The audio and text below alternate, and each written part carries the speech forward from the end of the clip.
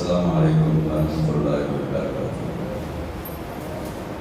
الحمد لله رب العالمين والعاقبة للمتقين والصلاة والسلام على رسول الله صلى الله عليه وسلم وآله وصحبه أجمعين.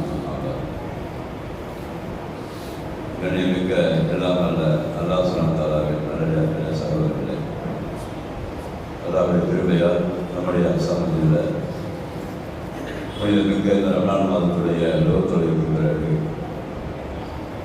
உலக மக்கள் அனைவருக்கும் நேர்வழி காட்டியாக அல்லாஹ் இறக்கி அருள் இருக்கிற இந்த அல்குர்ஆனை அரபியில் ஓதி அதனுடைய தமிழர்த்தத்தை பார்த்து அதன் மூலமாக கிடைக்கிற படிப்படியை பெற்று பாக்கி இருக்கிற நம்முடைய வாழ்நாளை அல்லாஹ் சொன்ன முறைப்படி வாழ வேண்டும் என்று நாம் எல்லாம் துஆ செய்து வருகிறோம். அல்ஹம்துலில்லாஹ். இறுதியாக சூரத்துல் காஃபுடைய 45வது வசனத்தில் ரசூலுல்லாஹி ஸல்லல்லாஹு அலைஹி வஸல்லம் பார்த்து அல்லாஹ் சொல்லியிருந்தான், ஃபதக்கிர் பில் குர்ஆன் மன் யகாஃபு வஈத். யாரெல்லாம் இந்த சொல் பேச்சு கேட்டு என்னுடைய கட்டளையை மதித்து பயந்து வாழ்கிறார்களோ அவர்களுக்கு குர்ஆனை கொண்டு நீ சொல்லிக்கொண்டே இருக்க வேண்டும் அப்படின்னு அர்த்தம். அப்போ சொந்தமாக ஏதாவது சொல்லலாமான்னு சொல்லக்கூடாது என்பது தடை இருக்குது சொல்றாரு. எல்லாருக்குமே அதுதான். குறிப்பாக ரசூலுல்லாஹி குர்ஆன் அல்லாஹ் என்ன சொன்னாலும் அதை அப்படியே சொல்லிவிட வேண்டும். சில வேளைகளில் ரசூலுல்லாஹி அது புரியாமல் இருக்கலாம், இறங்கும் போது அந்த செய்தி புரியாமல் இருக்கலாம். அது பிரச்சனை இல்லைங்கிறாங்க. உனக்கு புரியுது புரியாமல் இருக்குது, அது இல்லை, நான் சொல்றத அப்படின்னு சொல்லியிருக்கோம் அப்படின்னு சொல்லிட்டு ஏதாவது இந்த குர்ஆனோடு நான் தருகிற அந்த செய்தியோடு வேறு செய்தியை நீ மிக்ஸ் பண்ணி சொன்னீங்கன்னாக்கா உனக்கே தண்டனை இருக்குது. உன்னுடைய கை நரம்பு வரை நாம் தருப்பி விடுவோம், உனக்கு வேதனையை கொடுத்து விடுவோம்னா பல வசனங்கள் எல்லாம் பதிவு செய்யலாம். அதை தடுப்பதற்கு யாரும் கிடையாது எல்லாம் சொல்லிட்டு 93வது அத்தியாயத்தில் அதை பற்றி இன்னும் பேசுவதெல்லாம் சொல்றான். மா வக்காக, அல்லாஹ் உன்னை கைவிடவில்லை, அல்லாஹ் உன்னை கைவிடவில்லை. ஒமா கலா, இன்னும் உன்னை அவன் வெறுக்கவும் இல்லை, கைவிடவும் இல்லை, வெறுக்கவும் இல்லை. வல் ஆখিরাத்து கைருன் லக மினல் ஊலா. இந்த இடத்துல தான் ரசூலுல்லாஹி அவர்களுக்கு இன்னொரு தெரியாத விஷயத்தை இந்த அல்லாஹ் பதிவு செய்கிறார். ரசூலுல்லாஹ்வுக்கு தெரியாத விஷயம். அப்போ 40 வயதாக இருக்கும்போது ரசூலுல்லாஹ்வுக்கு தெரியாத விஷயம் என்னது? இந்த உலக வாழ்க்கை என்றால் என்னன்னு தெரியாது, மறுமை வாழ்க்கை என்றால் என்னன்னு தெரியாது. உலக வாழ்க்கையை பொறுத்த வரைக்கும் அவங்க என்ன எல்லோரும் கொடுத்தாங்க இல்லையா? வியாபாரம் செஞ்சாங்க, மேரேஜ் பண்ணாங்க, 6 பிள்ளைகள் பெற்றாங்க.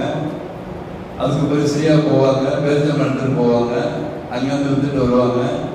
அது கிடைக்கிற வருமானத்தை வாழ்க்கை நடத்துனாங்க. அதுக்கப்புறம் அந்த 40 வயதுல தான் அவங்களுக்கு இந்த மக்கள் செய்கிற அந்த விஷயங்கள் மைண்டுக்கு செட் ஆகாத மாதிரி எல்லாம் பண்ணியிருக்காங்க. அவர்கள் பார்க்குற மனிதர்கள் பார்த்தீங்கன்னா காப்பாக பார்த்தா என்ன ட்ரெஸ் இல்லாமல் சுற்றுறோம், அதுக்கு பிறகு பார்த்தீங்கன்னா மோசடி பண்ணுறோம், திருடுறோம், விபச்சாரம் பண்ணுறோம், நல்ல குடியில் ஆக கூடுதலாக இருக்கிறான். அப்போ அல்லாஹ் சுப்ஹானஹு அந்த 40 வயது ஆகும்போது உள்ளத்தை அடித்தளத்தில் ரசூலுல்லாஹ்வுக்கு ஒரு வித்தியாசமான சிந்தனையை போடுறான். செட்டாக மாட்டேங்குது மைண்டில். இது இவங்களை பார்த்தாக்கா அவங்க முழுக்க ஒழுக்கமாக வாழ்ந்துருக்கிறாங்க. 40 வயசு வரைக்குமே எந்த ஒரு ரிப்போர்ட்டும் கிடையாது சொல்லாங்க. அந்த அளவுக்கு எல்லாம் வளர்க்கும் போது கரெக்டாக 40 வயதுலேயே வளர்த்துருக்கான். இந்த உலகத்தை தெரியாது, அல்லாஹ்வை பற்றி புரியாது, மறுவை பற்றி புரியாது, தவிர மற்ற ஒழுக்கமான விஷயங்கள் பார்த்துட்டே இருக்கிறாங்க. அப்போ சிந்திக்கும் பொழுதுதான் அல்லாஹ் என்ன கொடுக்குறான்? இந்த ஆகிரத்து ஒன்று இருக்குப்பா, உலகம் ஒன்று இருக்குது. இந்த உலக வாழ்க்கையை பொறுத்த வரைக்கும் நீ நினைக்கிற மாதிரி கிடையாது. வெறும் மேரேஜ் பண்ணுறது, குழப்படி கற்றுக்கிறது, வியாபாரம் பண்ணுறது, அதில் வரக்கூடிய பொருளாதாரத்தை வச்சு காலத்தை தள்ளுறது, இப்படி நினைச்சிட்டு இருக்காத. மறுமை வாழ்க்கை ஒன்று இருக்கிறது, அது ரொம்ப சிறந்ததாக இருக்குது. நல்லா பதிஞ்சிருந்தாங்க. ஆகிரத்தோ கைருன் லக, மறுமை வாழ்க்கை தான் மிக சிறந்ததாக இருக்கிறது. அதை பற்றி நான் சொல்லுவேன், பரமான அர்த்தம் அதை பற்றி நான் சொல்லுவேன் உனக்கு. ஆனால் ஆரம்பத்தில் அவுட்லைனாக சொல்லி கொடுக்குறேன். மறுமை வாழ்க்கைன்னு ஒன்று இருக்குது, உலக வாழ்க்கைன்னு ஒன்று இருக்குது. இந்த உலக வாழ்க்கை நீ பார்க்க இந்த உலக வாழ்க்கையை விட பல மடங்கு உயர்ந்தது தான் அந்த மறுமை வாழ்க்கை. அங்க கிடைக்கிற இன்பங்கள்லாம் வேறு வகையான இன்பங்கள். அதை பற்றி உனக்கு இங்க உட்காந்துக்கிட்டு கற்பனை பண்ண முடியாது. அதனால சொன்னதை அப்படியே எடுத்துக்க. அதுக்கப்புறம் அல்லாஹ் சொல்றான், பல சொர்க்க யூதிக்க, நிச்சயமாக உனக்கு நான் வந்து கொடுக்க இருக்கிறோம், உனக்கு கொடுக்க இருக்கிறோம், உயர்ந்த பதவிகள் எல்லாம் கொடுக்க இருக்கிறோம். மறுமை பற்றி எல்லாம் பேசுறாங்க. உனக்கு வந்து அதிகமான பதவிகளை கொடுக்க இருக்கிறோம், யாருமே வந்து யாருக்குமே கொடுக்காத விஷயங்கள்லாம் அவனுக்கு கொடுக்க இருக்கிறோம். அதனால நீ வந்து அல்லாஹ்வை புரிந்து கொள்வாய். இப்போதைக்கு நான் சொல்ற பிரச்சனை கேட்டுக்கிட்டே வா, நான் என்ன சொல்லணும் அப்படியே செயல்படு. ஒன்று அல்லாஹ் வந்து வெறுக்கவும் இல்லை, ஒன்று கைவிடவும் இல்லை. மாறாக மறுமை வாழ்க்கையை பற்றி உனக்கு இப்போதைக்கு கொஞ்சம் தான் தெரியும், இந்த உலக வாழ்க்கையை பற்றி உனக்கு கொஞ்சம் தான் தெரியும். அதனால நான் உனக்கு எல்லாமே சொல்லிக் கொடுக்குறேன். அதனால நீ வந்து இப்ப இருக்கிற லெவலில் தான் இருப்பேன்னு அர்த்தம் இருக்கு. இப்போ வந்து ரசூலுல்லாஹ் சொல்றாங்க, அந்த 40 வயதுல யாருக்குமே தெரியாது. ரசூலுல்லாஹ் யாருக்கும் தெரியும்? யாருக்கும் தெரியாது. பபிள் சொன்னாங்களா? ஒன்றும் தெரியாது. அங்க ஒரு முகமது ஸல்லல்லாஹு ஒரு ஆள் இருந்தாலும் தெரியாது, யாருக்கும் தெரியாது. அந்த அளவுக்கு தான் அந்த கிராமத்தில் இருந்தாங்க. தகவல் தொடர்பு கிடையாது. அங்க இருந்து 10 குடும்பம் 20 குடும்பம் தான் அங்க இருந்திருக்கோம். அது மாதிரி கிராமம் தான் மக்கள் இருக்கு. அப்புறம் தான் அல்லாஹ் வந்து அதிகமாக்கலாம். அதுக்கு அல்லாஹ் ஆதரவு சொல்றோம், பல சொல் பண்ணிப்பீங்க, உனக்கு அல்லாஹ் கொடுப்பான், நீ குழந்தை கொள்வாய். அல்லாஹ் கையிலுக்கு எப்படிமன் பாவா. அதனால இன்னும் நல்ல பண்புகளை எல்லாம் சொல்லிக் கொடுக்குறாங்க. டாக்டர் சொல்லாது என்ன சொல்லி கொடுக்குறான், அல்லாஹ் கையிலுக்க நான் வந்து உன்னை வந்து 40 வயது வரைக்கும் எத்தையுமன், எந்த விதமான ஆதரவு இல்லாம உன்னை நான் பார்த்தேன். உன்னை எப்படி நான் பெற்றுக்கொண்டேன்.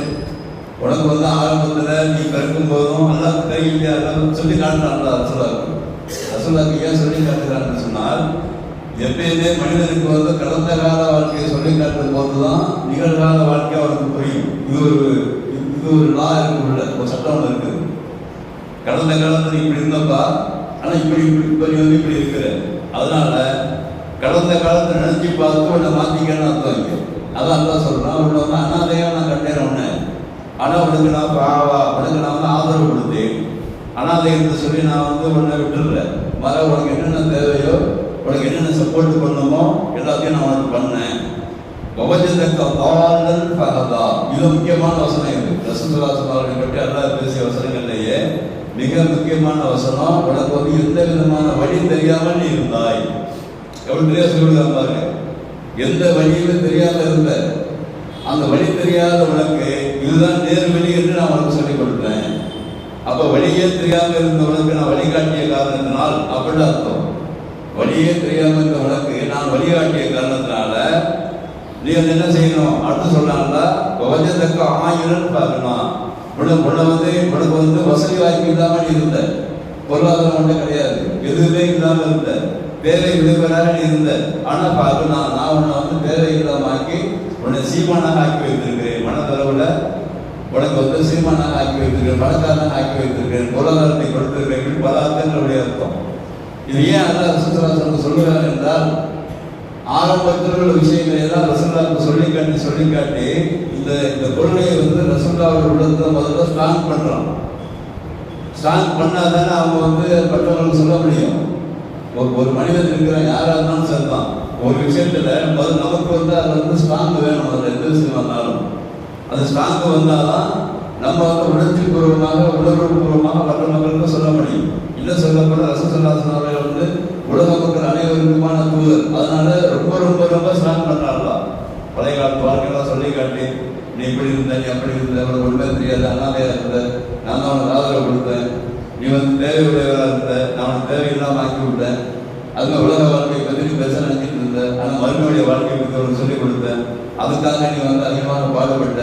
அதுக்கு பிறகு உன்னை வந்து எப்படி எல்லாம் வந்து வழி தெரியாமல் இருந்தங்கிறதுக்கு பல அர்த்தங்கள் இருப்பதாக ரசூலுல்லாஹி பின்னாடி வந்து அறிவிப்பு கொடுக்குறாங்க.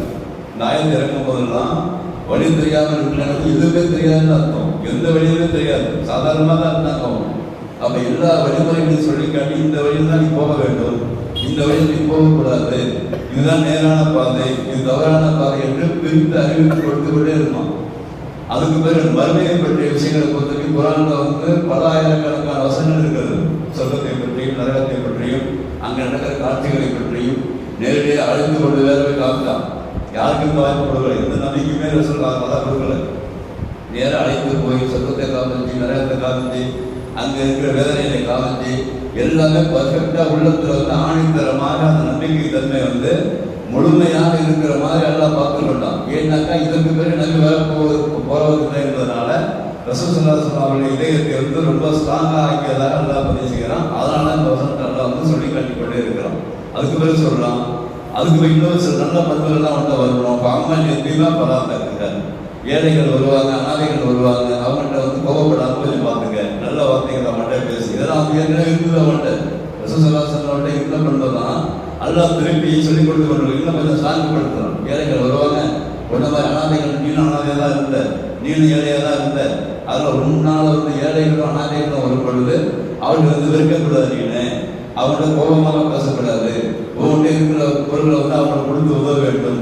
இப்படிலாம் செயல்படுறோம். அம்மா சாயில பல தண்டர் யாரும் கேட்டு கொண்டு வருவாங்க. கேட்டு வரும்போது அவங்கள்ட்ட கோபமாக பேசாம அவங்களுக்கு கொடுத்து.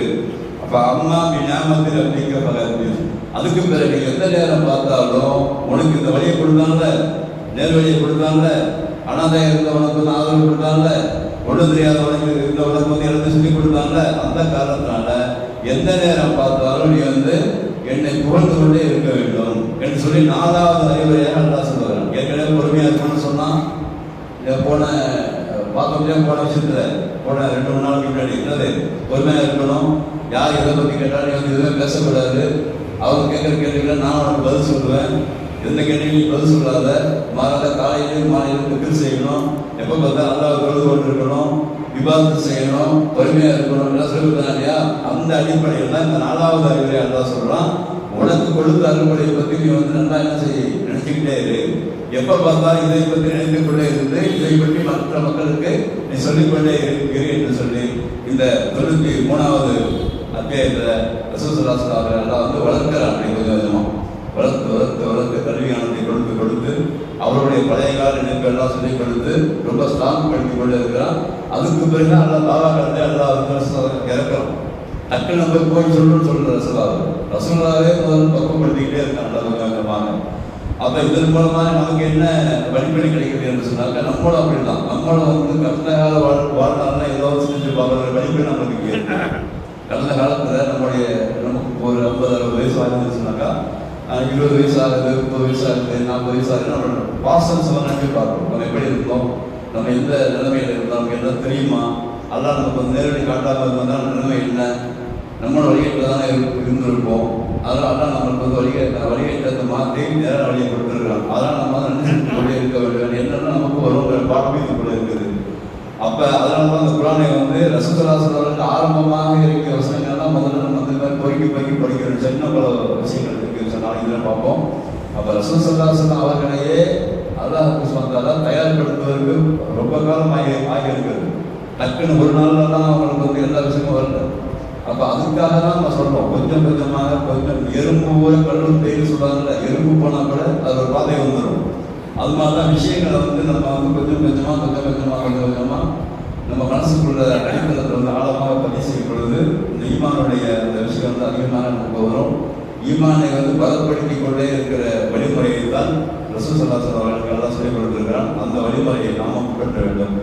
பின்பற்றி இபாதத்து மூலமாகவும் திக்ர் மூலமாகவும் அதிகமாக நெருங்குவதன் மூலமாகவும் அல்லாஹ் சொன்ன இந்த படிப்பினைகளை பெற்றுக்கொண்டு வாழக்கூடிய ஒரு வாய்ப்பை வளருவான். எனக்கும் எங்கள் குடும்பத்திற்கும் உங்களுக்கும் உங்கள் குடும்பத்திற்கும் உங்கள் அனைவருக்கும் நல்லா புரிவானாக.